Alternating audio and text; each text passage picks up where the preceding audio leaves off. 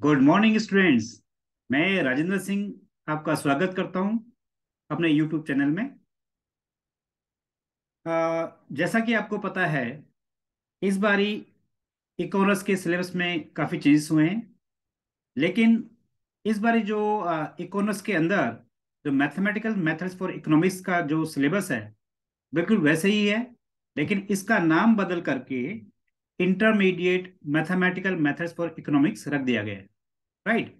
बाकी और भी कुछ चेंजेस हैं, टॉपिक्स वही हैं ऑलमोस्ट। राइट। लेकिन इसके जो एग्जाम पैटर्न है उसमें भी चेंजेस किया गया है।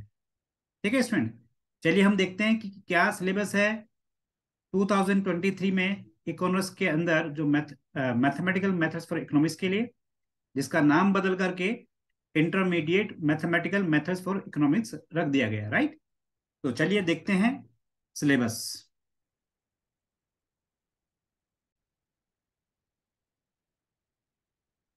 कि जैसा कि आपको मालूम है स्टूडेंट्स, इसका जो सिलेबस है Delhi school of economics department बनाता है। राइट। इसकी मीटिंग जो हुई थी 17 मार्च 2023 को हुई थी। Right student. और यहाँ पे टीचरों के नाम हैं जिन्होंने इस मीटिंग में पार्टिसिपेट किया था। राइट। तो अब देखिए,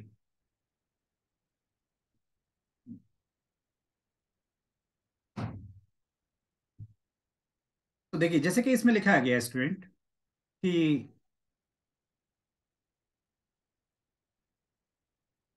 the teachers present discuss various aspects of the course itself and the teaching and evaluation process for the current semester.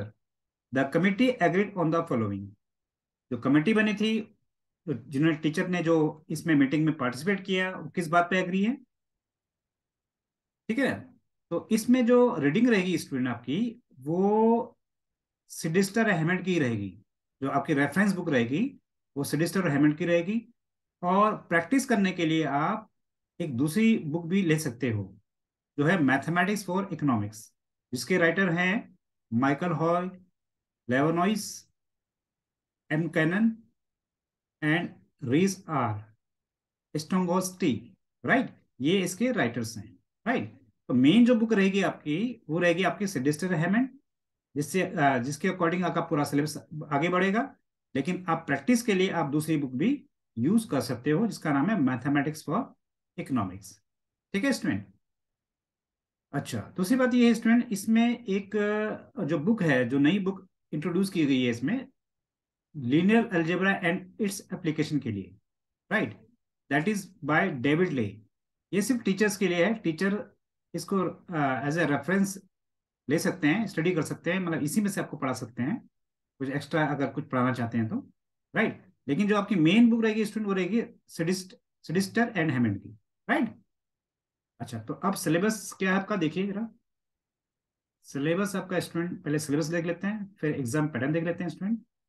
तो ये आपका सिलेबस स्टूडेंट, जो आपका जो पूरा सिलेबस है वो 3 यूनिट्स में डिवाइडेड है। राइट। तो पूरा सिलेबस आपका 3 यूनिट्स में डिवाइडेड है। ठीक है स्टूडेंट। तो वो 3 यूनिट्स कौन कौन सी हैं? पहला जो यूनिट आपका है linear algebra. The first unit is linear algebra. Right student. तो लीनियर अलजेब्रा में आप क्या क्या पढ़ेंगे स्टूडेंट? लीनियर अलजेब्रा में पढ़ेंगे वेक्टर स्पेस की definition. Right. Algebraic and geometric properties, scalar product किसका, वेक्टर्स का। ठीक है। ये सब वेक्टर्स के बारे में पढ़ेंगे हम। राइट। 12th क्लास में कई बच्चों ने वेक्टर्स पढ़ा होगा, उसी के और डिटेल में पढ़ेंगे, उसी को ही हम अब डिटेल में पढ़ेंगे। ठीक है स्टूडेंट। स्केलर प्रोडक्ट आपने पढ़ा होगा। राइट। नॉर्म आपके लिए बिल्कुल नया है। ऑर्थोगोनलिटी नया है बिल्कुल आपके लिए। लीनियर ट्रांसफॉर्मेशन आपके लिए नया है। Right. Matrix representation and elementary operations आप पढ़ेंगे student. System of linear equations. Right. System of linear equations आपने 10th क्लास से पढ़ना शुरू कर दिया था। लेकिन वो जो सिस्टम ऑफ लीनियर इक्वेशन है वो 2 वेरिएबल्स का था। अब यहाँ पे सिस्टम ऑफ लीनियर इक्वेशंस आप 3 वेरिएबल्स का भी पढ़ेंगे, 4 वेरिएबल्स का भी पढ़ेंगे, यानी मल्टी वेरिएबल्स पढ़ेंगे आप इसमें सिस्टम ऑफ लीनियर इक्वेशन में। राइट। अच्छा, properties of their solution set जो सॉल्यूशन सेट निकल के आता है उसकी प्रॉपर्टीज आप इसमें पढ़ेंगे, राइट। डिटर्मिनेंट्स आपने पढ़ा हुआ है 12th क्लास में, प्रॉपर्टीज भी आपने पढ़ी होंगी शायद, इसकी इसकी एप्लीकेशंस भी आपने पढ़ी होंगी। लेकिन जो नया है वो है eigenvalues and eigenvectors, diagonalization, spectral theorem, ये सब आपके लिए नया है स्टूडेंट। ठीक है स्टूडेंट। तो उसके बाद है यूनिट 2। यूनिट 2 में आप पढ़ेंगे student function of several variables, right. Function of several variables, आप मल्टी वेरिएबल भी कह सकते हो, राइट।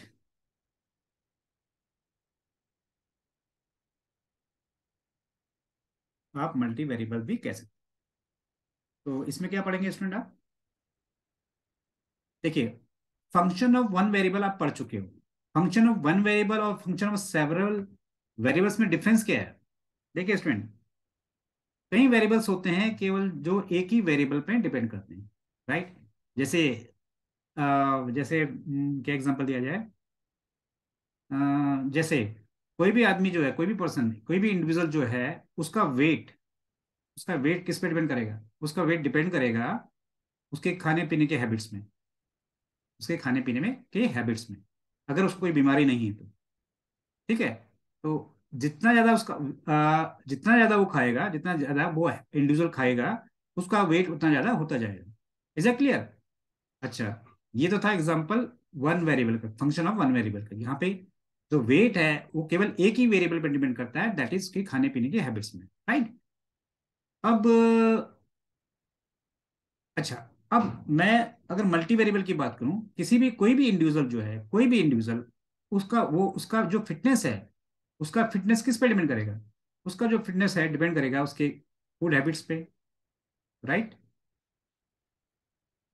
फूड हैबिट्स पे, प्लस उसकी एक्सरसाइज पे, ये एक्सरसाइज डेली रूटीन में है कि नहीं है, राइट। और किस पे डिपेंड करेगा, और डिपेंड करेगा फूड हैबिट्स, एक्सरसाइज, देन और किस पे कर सकता है बताइए स्टूडेंट, उसका लिविंग हैबिट्स, लिविंग हैबिट्स में डिपेंड कर सकता है। लिविंग हैबिट्स का मतलब है कि वो टाइम पे सोता है, टाइम पे उठता है, राइट। इन सब बातों पे डिपेंड करेगा।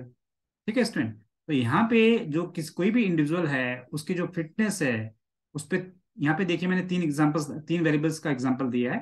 तो यहाँ पे जो इंडिविजुअल है उसका फिटनेस किस पे डिपेंड कर सकता है, फूड हैबिट्स पे, डेली एक्सरसाइज पे, और लिविंग हैबिट्स पे, राइट। इसी तरह से आपके जो रियल लाइफ सिचुएशन में कोई और दूसरा एग्जांपल भी दे सकते हैं। अगर इकोनॉमिकली इकोनॉमिक ढंग से सोचा जाए, इकोनॉमिक्स के अकॉर्डिंग सोचा जाए, तो जैसे जो कोई भी इंडिविजुअल जो है, किसी अ, कोई भी इंडिविजुअल जो है, उसका एक्सपेंडिचर, उसका एक्सपेंडिचर किस पे डिपेंड करेगा स्टूडेंट, उसका एक्सपेंडिचर डिपेंड करेगा उसकी इनकम पे, और किस पे डिपेंड करेगा, number of number of members in family, family पे डिपेंड करेगा, राइट। एंड प्राइस पे डिपेंड करेगा। इस तरह से हम कह सकते हैं किसी भी इंडिविजुअल का जो एक्सपेंडिचर है, कम से कम इन तीन वेरिएबल्स पर तो डिपेंड करेगा ही करेगा। और भी वेरिएबल्स और भी फैक्टर्स हो सकते हैं। ठीक है। This is all about functions of several variables. ठीक है स्टूडेंट। तो ये सब आपका सेकेंड यूनिट में है। उसके बाद है आपका third unit, that is multivariate optimization, multi variable optimization कह सकते हैं हम। ठीक है स्टूडेंट। आपने single variable optimization first semester में पढ़ा होगा, तो इस सेमेस्टर में आप पढ़ेंगे मल्टी वेरिएबल ऑप्टिमाइजेशन। ठीक है। जिसमें आप सारी चीजें नहीं पढ़ेंगे, जैसे कन्वेक्स सेट है, ज्योमेट्रिक प्रॉपर्टीज ऑफ फंक्शन है, कन्वेक्स फंक्शन है, प्रॉपर्टीज एंड एप्लीकेशंस है, क्वाजी कन्वेक्स फंक्शन है। ये सारी चीजें आप इसमें यूनिट 3 में पढ़ेंगे, राइट स्टूडेंट। तो दैट मीन्स आपका जो intermediate mathematical methods for economics है वो 3 यूनिट्स में डिवाइडेड है। और सबसे बड़ी बात यह है कि इन तीनों यूनिट्स की जो वेटेज है वो लगभग लगभग इक्वल है। यानी हर unit approximately on an average 30 marks का आ सकता आएगा। ठीक है स्टूडेंट। इसके बाद एग्जाम पैटर्न क्या रहने वाला, देखिए एग्जाम पैटर्न क्या रहने वाला है उसको भी समझिएगा। एग्जाम पैटर्न क्या रहने वाला देखिए स्टूडेंट। तो ये जो एग्जाम होगा आपका, ये जो इस सेमेस्टर का जो मैथमेटिकल मेथड्स फॉर इकोनॉमिक्स का जो एग्जाम होगा, उसके 3 स्टेजेस होंगे असेसमेंट के। Right, there are 3 stages of assessment. पहला है internal assessment, that is 30 marks का। देन है continuous assessment, that is 40 marks का। राइट।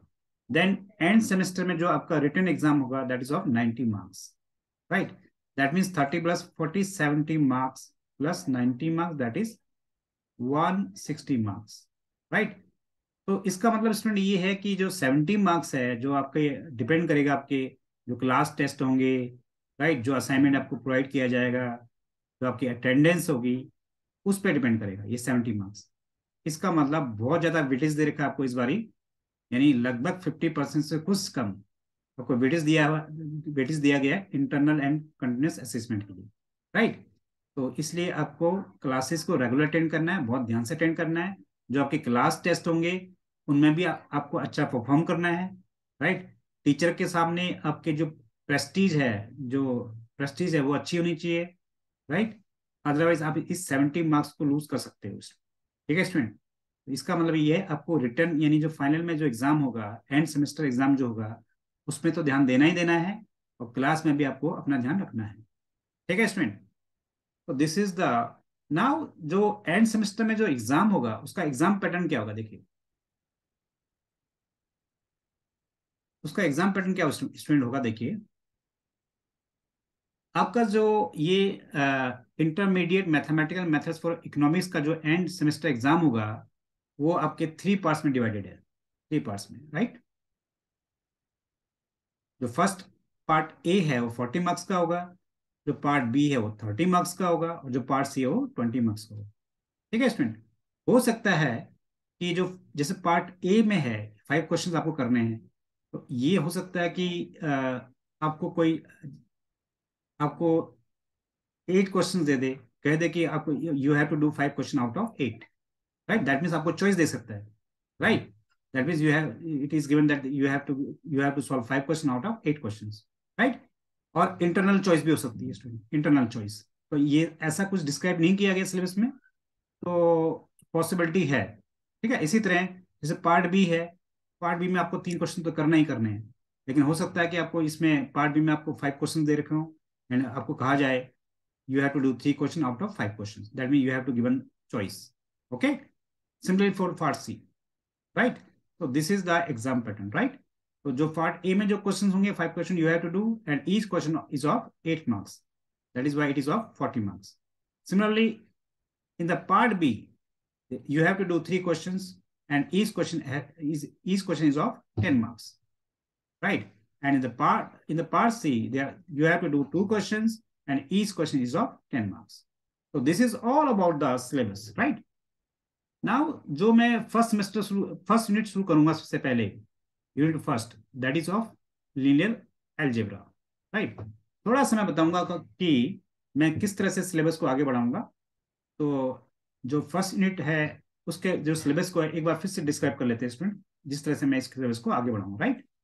देखिए, ये जो लीनियर अलजेब्रा होगा ये लगभग आपका 30 मार्क्स का आएगा। 30 मार्क्स का होगा स्टूडेंट, क्योंकि each unit on an average equal marks के हैं, इसलिए हर यूनिट पे आपने बहुत ध्यान देना है, इक्वल ध्यान देना है। ऐसा नहीं कि मल्टी वेरिएबल्स का वेटेज ज्यादा है या कम है, ऐसा कुछ नहीं है। तो आपने हर यूनिट को इक्वली ध्यान रखना है। ठीक है student, is it clear to you?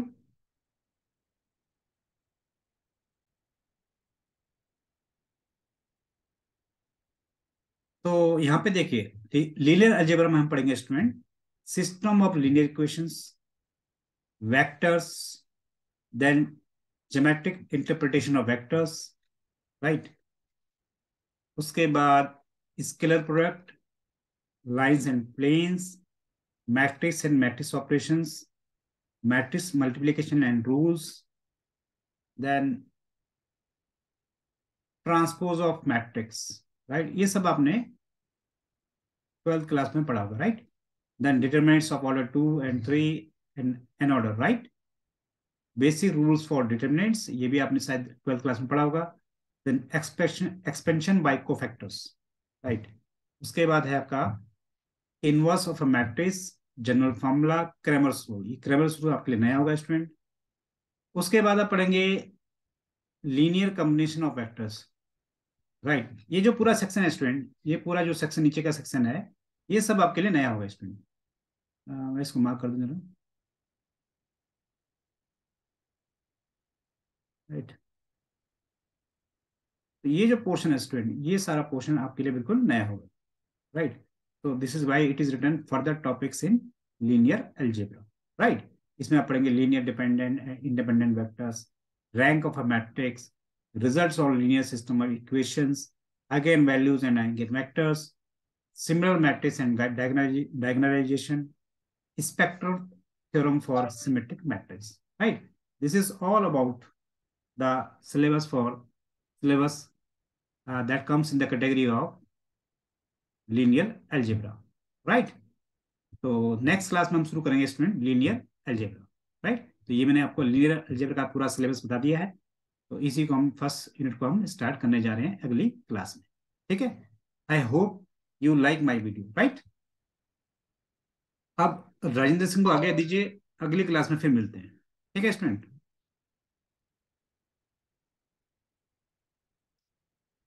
Thank you for watching my video.